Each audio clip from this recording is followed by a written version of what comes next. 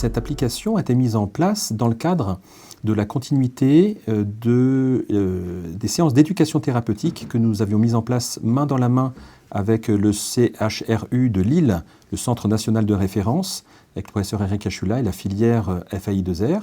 Et dans ce cadre de collaboration qui nous a permis de mettre en place cette éducation thérapeutique dédiée à la sclérodermie systémique au CHRU de Nancy, eh bien, il nous est paru évident, notamment durant la période de pandémie, que l'utilisation des outils numériques nous permettrait de pouvoir toucher un public plus vaste de patients atteints de sclérodermie.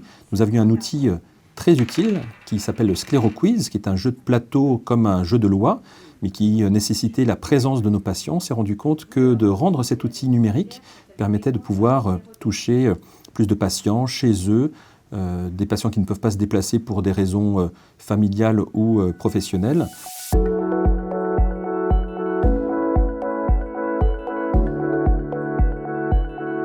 Les créateurs, je dirais que Sonia Guichon, qui est infirmière coordinatrice du programme d'éducation thérapeutique dédié à la sclérodermie au CHRU de Nancy avec moi, est la principale investigatrice qui a permis de pouvoir débuter ce travail main dans la main avec Alexandre Guichon, qui est développeur applicatif et qui, de manière très pragmatique, a développé l'outil numérique pour pouvoir lui rendre vie. L'application a mis plus d'1 an à être développée.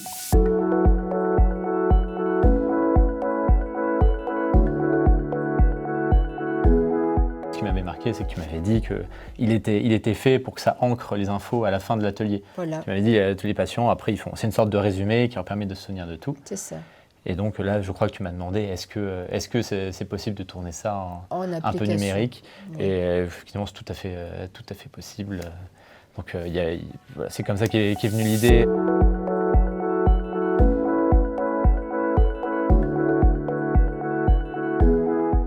Pour vraiment qu'ils apprennent sur la maladie afin qu'ils soient plus autonomes dans leur pathologie en fait. Et à réagir plus vite, alerter plus vite les médecins s'il y a un problème, etc.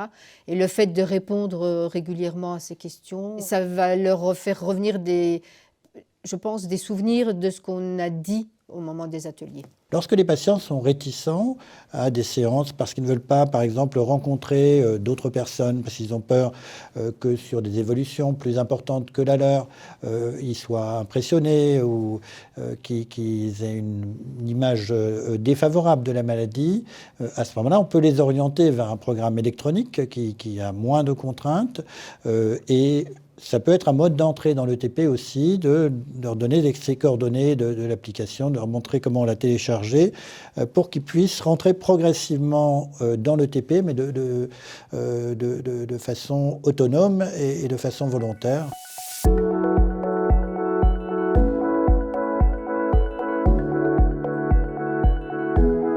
La méthode d'apprentissage que nous avons souhaité inclure dans cette application est assez simple. C'est-à-dire qu'il fait appel à ce qu'on appelle des flashcards, à savoir de la mémorisation basée sur des questions.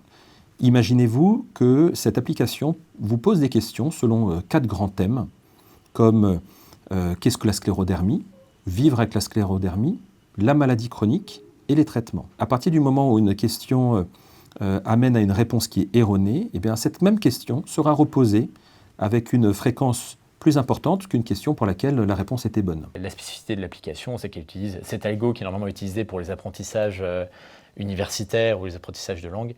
On l'a appliqué avec la maladie et, en espérant avoir des bons résultats.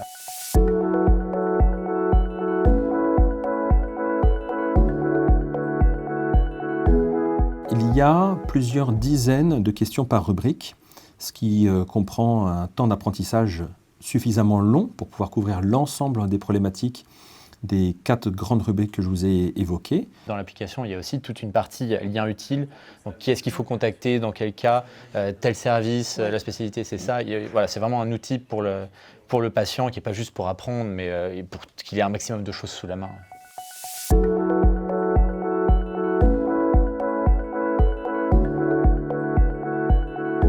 L'application sera téléchargeable selon différents moyens. Le premier moyen sera de pouvoir la télécharger sur votre smartphone en utilisant un smartphone Android ou Apple, selon les 2 grandes plateformes de téléchargement habituelles.